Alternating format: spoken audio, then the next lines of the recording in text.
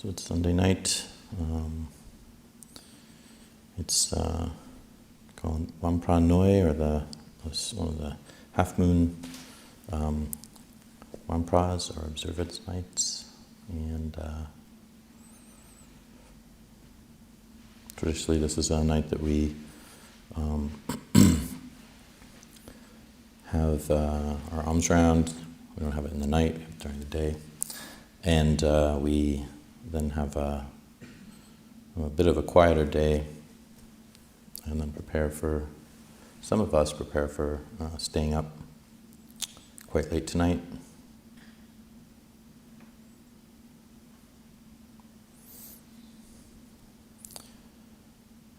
So it's always, for some people who decide, okay, I'm going to do it, I'm going to stay up there, there's some mental preparation that's usually involved, just in knowing one's going to engage in something that's quite difficult.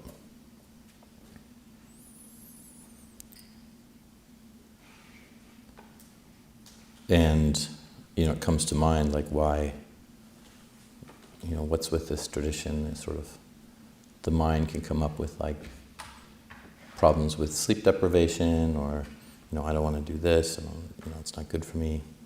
I know I sure have those feelings come up for over 17 years. But for those who stay up, there's a conditioning, there's a work with that tendency, that sense of, like, all right, I'm gonna go forward with this. I'm gonna try and do this. Work with what's difficult, what's painful, what a lot of things, all of the sort of thoughts that we might have in our minds. Not everyone. Some people are like, yeah, I can't wait. It's so much fun. But it's not, it's not supposed to be fun. It's supposed to be something that we learn from. And part of our practice is that we can learn from something that is not easy to do, that's can actually be painful, but we rise above that.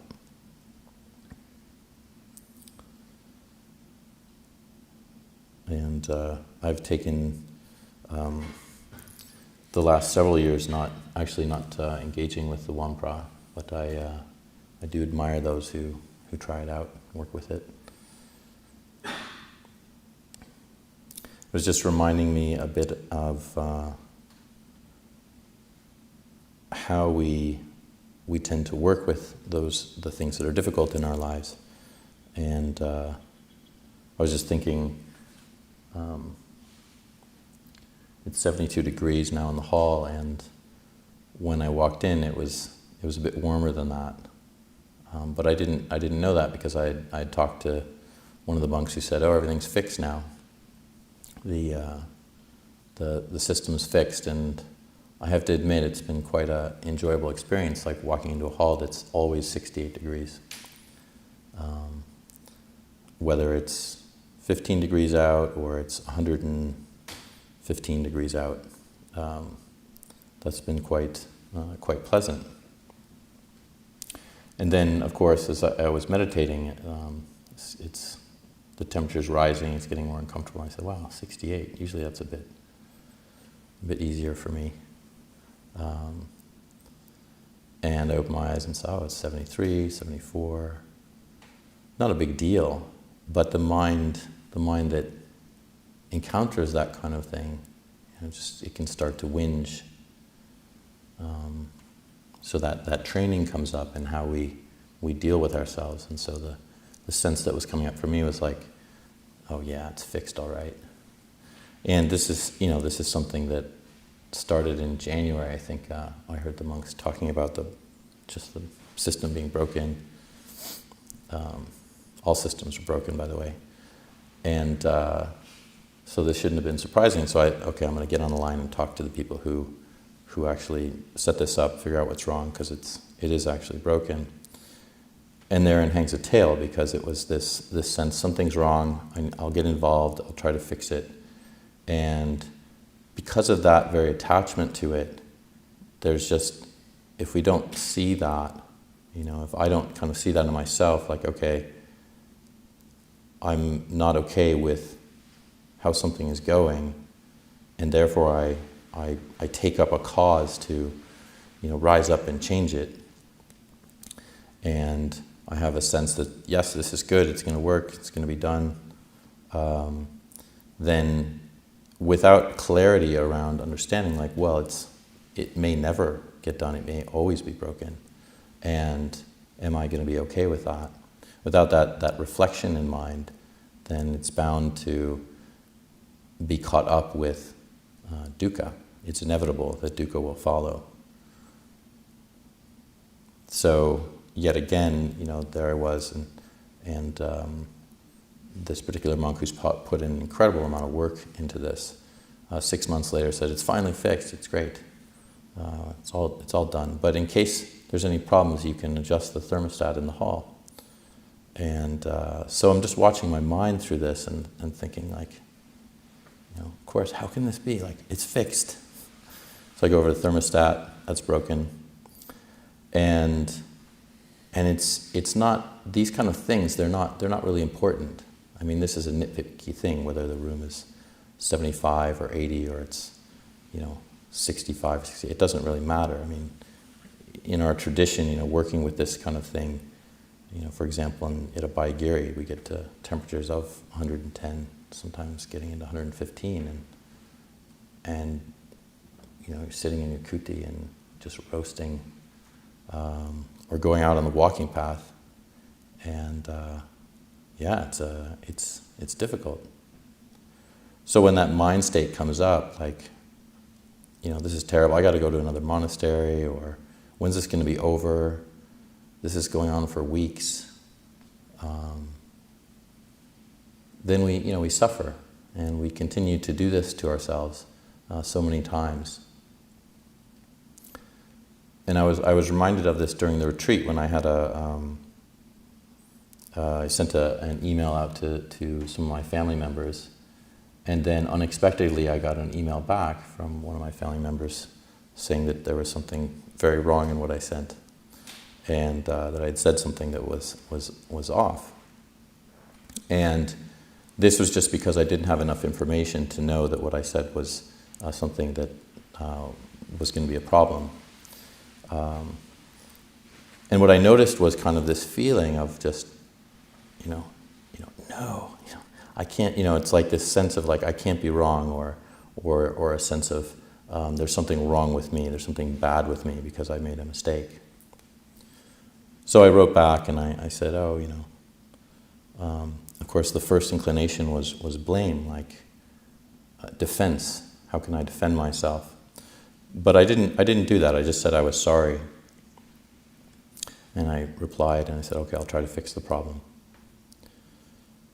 And then when I replied, I thought, oh, this person, when they wrote me about the problem, also included all of my family members that were in the email. So of course then there's this feeling of shame, and again even more like this sense of being wrong, being misunderstood, or whatever it was. It was as if it shouldn't exist, the problem shouldn't exist, it's not right, it shouldn't be here. So if any of you have had that sense of shame or embarrassment around a group of people, it's like there's really like this feeling often, like for me at least, it's not happening, or this shouldn't be happening, it shouldn't be occurring. And it's like, it's sort of an ostrich hiding its head in the sand. Like this shouldn't be happening. But this is reality. This is how we experience life. And so the sense I had though, and I was very happy in reflecting about it, was that I didn't. The only thing I stated was that I didn't know. There was no intention on my end of what was written, that there was something wrong there, and I didn't have any intention because I actually didn't have knowledge that what I had written was incorrect or was harmful in some way. So I just said, "Oh, I'm sorry. I really wouldn't have said that if I didn't know, or if I had known. So just please forgive me. This wasn't an intentional thing." But there is that, that sense that continued with me, because especially like being in solitude, being on retreat, there's a lot of sensitivity that can occur because there's not the usual distractions. Like, that woodpecker that's starting again. So that, the sense that I'm trying to convey here is that the habit of mind is to tend to bring up that there shouldn't be anything wrong. Or when there's something wrong, that's not how things should work, really. So when a monk tells me that the temperature control in the building is fixed now after 6 months of dealing with it, and then I feel great, it's that very notion of, oh, everything's all right now, everything's fine, it's fixed, that I think we have to try to be aware of in ourselves. I would say I'm likely not alone in this sense of feeling this way. And so I think one of the senses that I have around the practice is really trying to be aware of this. And one of the beautiful sayings, I think Lumpur said that it was from Ajahn Cunda, and it's just so simple. I think I mentioned this to Anthony the other day. It's just no broken, no Buddhism. Was it Lumpur Cha who said that, Lumpur? Was that Lumpur Cha? No broken, no Buddhism? Yeah, well, yeah, sort of. Sort of, okay. Well, anyway, it sounds good. But it was when he built this new meditation, ordination hall, and then and it was finished, and he was showing it to a lay supporter, and then somebody said, "Oh, that's too bad. There's already a crack in the concrete." Buddhism and no much no cracks, no Buddhism. Yeah. So that's an opportunity for us to really bring that into our lives, that sense that, well, if we have a belief that things are supposed to be correct, there's not supposed to be any cracks in the foundation. That actually happened in this office building right here, just after the building was finished. There was a crack in it, and we were told, well, it's not the end of the world. But there can be a sense of dread around, how can this be in like this brand new building? How, and there's something wrong there, and it shouldn't be like that. Who's responsible? How could something new be broken? And in my interview that I had with Ajahn Kovalo, Ajahn Nisabo, the other day, we were talking about when this green Buddha image that many of you might have seen that's down below arrived. And I happened to be the first one who opened the box, to look in. And I was relating this in the interview and saying that as I was opening the box, I was thinking to myself, yeah, this is going to be broken. It wasn't out of malice, it wasn't anything, but I was just like, just temper yourself. It's this perfect, beautiful thing. And sure enough, I opened the box and I and I just kind of shouted it out, "It's broken!" And it was, I could see that my heart was like really, it really had sunk, because there is that sense of perfectionism that I have, that sense of like, something that arrives, something that's been worked on, costs so much money and sent, how can this be possible? But this is really that sentiment that we can carry with us, that it was meant to be that way. It was not meant to be that way, but it was bound to be that way. There's just always bound to be something broken, something wrong. And, we think about that with our own bodies, and it's just like, we shouldn't get sick. We shouldn't have these kind of aging problems that we have. And over and over, that's just something that becomes a common experience. And so just examining in your own lives, when these problems occur for you, when there's something you're confronted with, and it's somebody has said something embarrassing to you, or you've gotten into a difficult conversation with someone, or something is not there where you thought it would be there. Just that first reaction is just really, really clear. Just, well, if if that wasn't going to happen like that, or if that didn't happen, I'd be living in some other realm. It doesn't work that way. We are in samsara. So like some of you might have seen when I walked in, I came up and there wasn't any, the chanting books weren't there.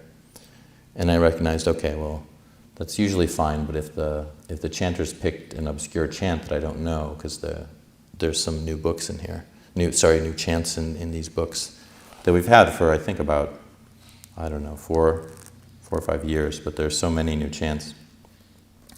And of course, that was a contention for people, like, why do they put on all these new chants? We've just gotten used to everything. We had enough to memorize, and now there's like 20 more chants. What's wrong with people? And that can come in there and just it can really bring the mind to something that's quite negative, rather than like, well, that's just how it is. There's some more chants. What's the problem? You learn them, you don't learn them, or you'd see it as an opportunity. More chants. That's great. I can't wait to spend hours memorizing. But as I said, as I walked in the room, then it wasn't there, and so I thought, okay, do I let go of that or just go and get some chanting books? And then you saw it. As soon as I went to get them, then like a couple of the monks got up and tried to help me, and then it looked kind of funny. And then we were looking for something to put on the ground here, on the floor. I'm sorry, because at Abhayagiri, and I think this isn't done at every monastery I went to, but there's something about kind of having a respect for the words of the Buddha, and especially in our tradition in Thailand, not putting something directly on the floor. And that was something that actually didn't occur about 10 years ago or so. But I remember Ajahn brought it up. He said, "Oh, why are we putting these directly on the floor? We don't do that to sutta books." And then it changed. And again, there's these things that can occur for people, and I don't remember how I felt about that or whatever. I probably had some opinion. But there can be a sense of, just an extra thing, and isn't this just silabhata paramasa? This is just this kind of addiction to habits and precepts, and isn't this what we're trying to put away? And again, it's just another opportunity to work with that sense, like, well, if there wasn't something wrong, then the Buddha would really have had nothing to teach. He just wouldn't have said anything. He'd be like, well, everything's right here, so I guess there's nothing I have to teach. I can't really help anybody. But that's not the world we live in. It's constantly a sense of, oh, right, there's always something that's not going to be right. Whether it's the temperature or our bodies or the clothes we wear or the people we know. And so our expectations for our belief in like permanence and everything kind of being stable and politically stable and the world being stable and things not falling apart and the climate not changing, whatever it is, we can keep dealing with that from a sense of just knowing this present moment, knowing our own experience and aiming the mind towards goodness, towards what's beneficial for us. And we have that choice. And oftentimes we don't make that choice. And so what's interesting about that, and I think very helpful to ask in terms of your own practice, is what is it that occurs within your own minds?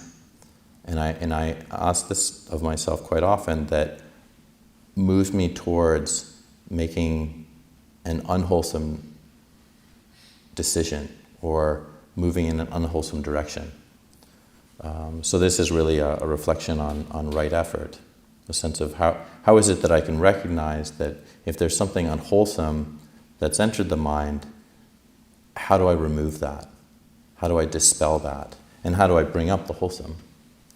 And it's called right effort because it takes effort. It's not an easy thing. If it is easy for somebody to deal with that, then that's amazing, that's wonderful. I have so much jealousy. I'm sorry, mudita for you. It's not easy. This practice isn't easy. And the Buddha's his statement that it is easier to conquer the world, to be a world conqueror, to influence the entire world than it is to actually conquer the mind, to realize nibbana. to let go of all of our attachments, all of those things that we end up grasping onto that lead us in a negative direction. So this isn't something that somebody can do for you. They can't, that's the thing is, this really is an individual practice. We have teachers, we have the Buddha, and they are pointing us in the right direction, but it's really something that we need to make an effort at. And this can be a little bit disconcerting, can sometimes be depressing, because the habits of our minds can be incredibly strong, very strong in terms of bringing us towards that unwholesome. Those things that we know that get us into trouble, and yet we do them anyway. In the last 20 years, one of the difficulties that people come up with is that there's been a concerted effort to sort of manipulate the human mind. I mean, that's been going on for a long time, but towards our own desires. And I would say that it's something very difficult to put down, and that's when we have screens in front of us and these just instant entertaining devices. And I know I have to be very careful having a device, and it lends to me being able to do things very quickly, but it also can lend to a lot of distraction. And that's something that we have to it's very easy to see in relationship to technology how I'm just using this as an example, how we see I know that that's going to get me into trouble. I know that following that or doing that or writing this email or doing whatever it is that we're doing is something that I can be more cognizant of and not do. And yet oftentimes we shut that down. We just go for whatever it is that our desire leads us to. Say, oh yeah, but it'll be fine. Or whatever it is that we say to ourselves. The incredible danger around that is that, in a sense, the Buddha talks about somebody who is a liar being capable of anything, of the most sort of terrible things. And that's because that if one lies to oneself, then eventually that becomes such a strong habit that we don't know the truth within us. We don't know when we're actually doing that anymore.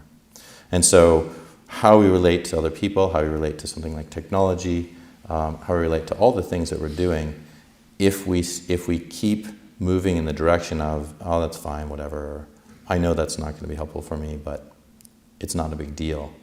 The more and more that occurs, and it is the easy way, it's the easiest thing to say to ourselves, then the more we're essentially creating a world of mistrust and mistruth.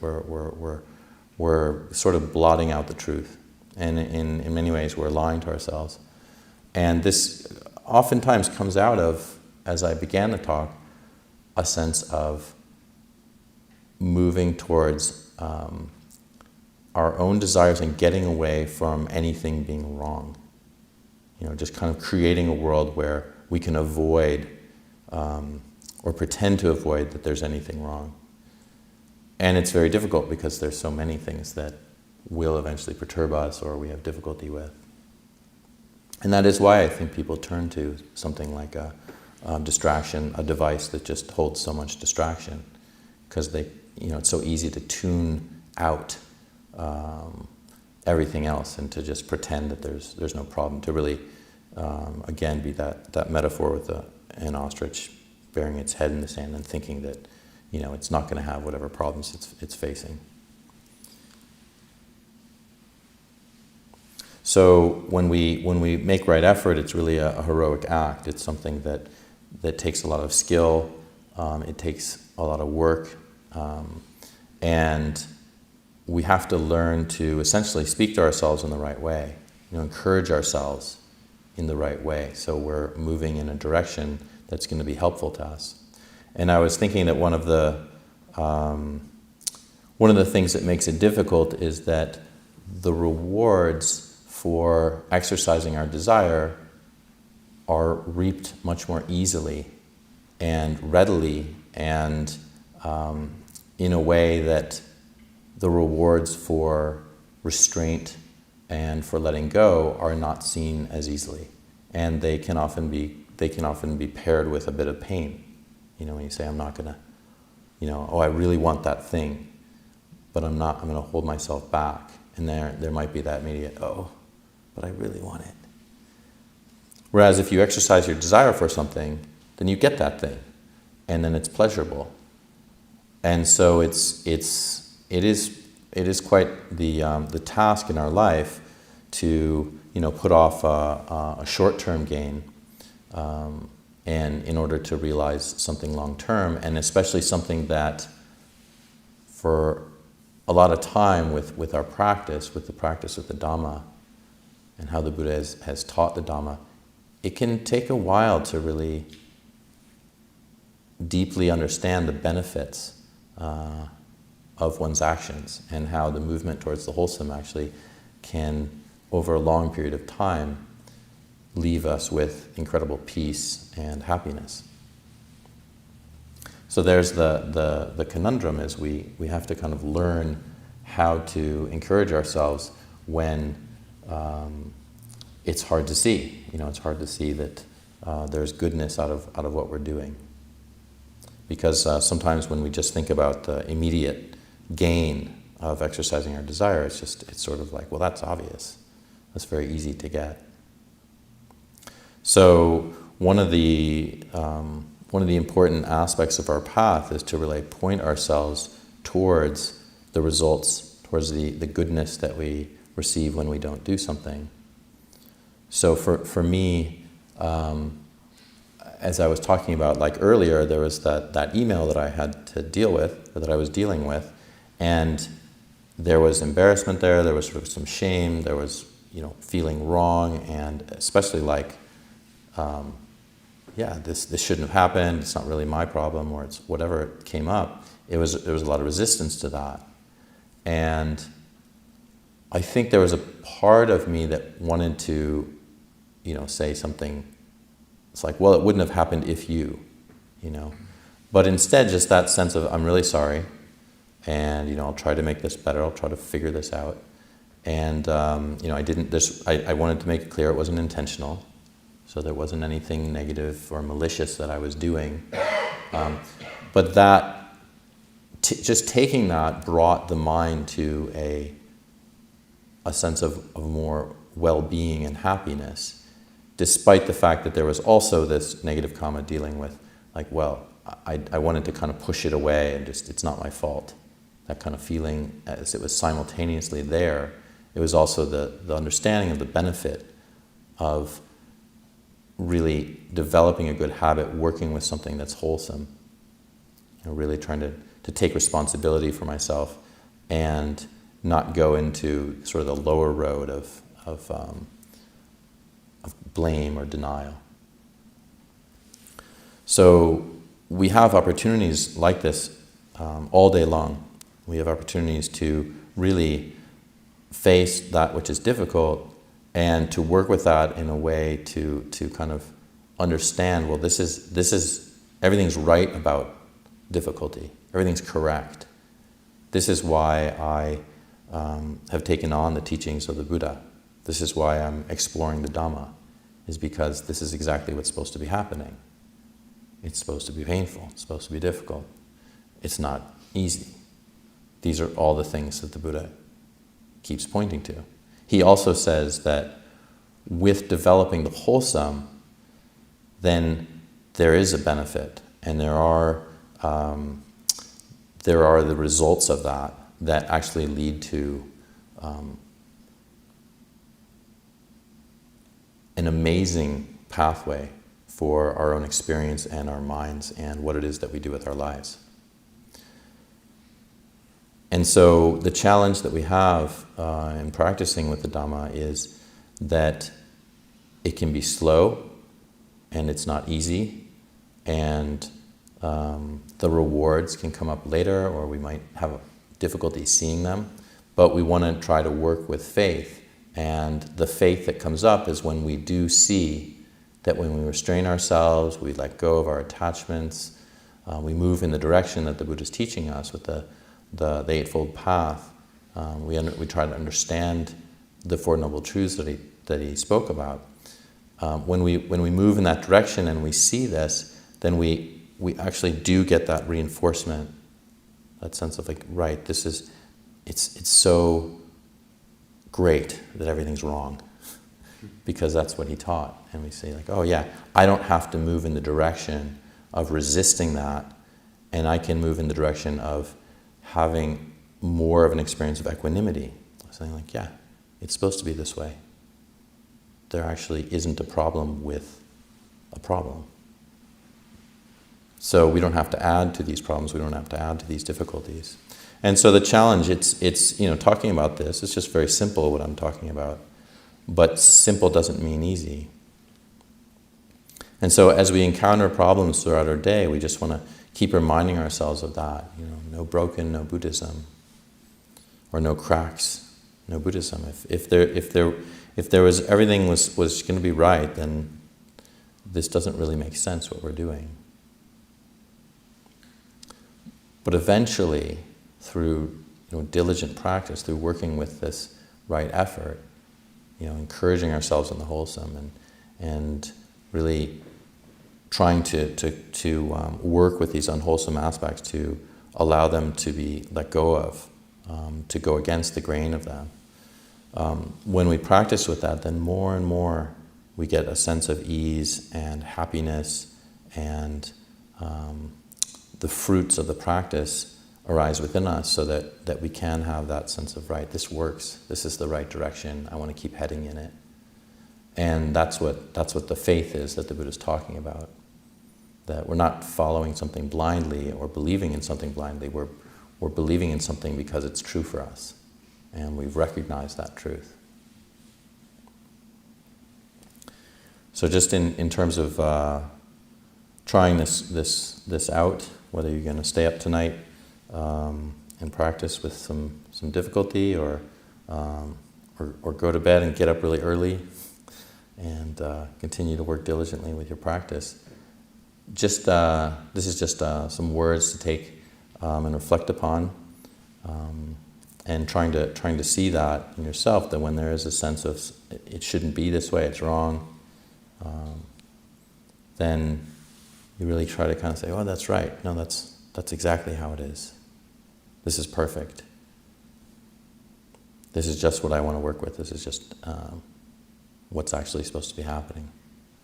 And so then when we kind of take that on, and we see where it goes, what direction it goes in for us, and we learn skills in how to develop that, how to understand that, and just keep moving in that direction.